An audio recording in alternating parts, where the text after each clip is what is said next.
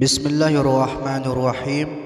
حضور اکرم صلی اللہ علیہ وآلہ وسلم نے فرمایا، جس نے بیمار کی عیادت کی تو وہ اتنا وقت جنت کے کنارے میں رہا۔ جو ظالم کے ساتھ چلا اس نے جرم کیا۔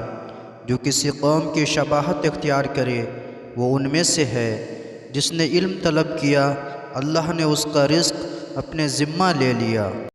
جسے اس کا علم فائدہ نہ دے تو اس کی جہالت اسے نقصان دے گی۔ جس شخص کو اس کے عمل نے پیچھے کر دیا اس کا نسب اسے آگے نہیں کرے گا۔ جس نے اپنا سامان خود اٹھایا تکبر سے بچ گیا۔ جسے نیکی کر کے خوشی اور برائی کر کے غمی محسوس ہو وہ مومن ہے۔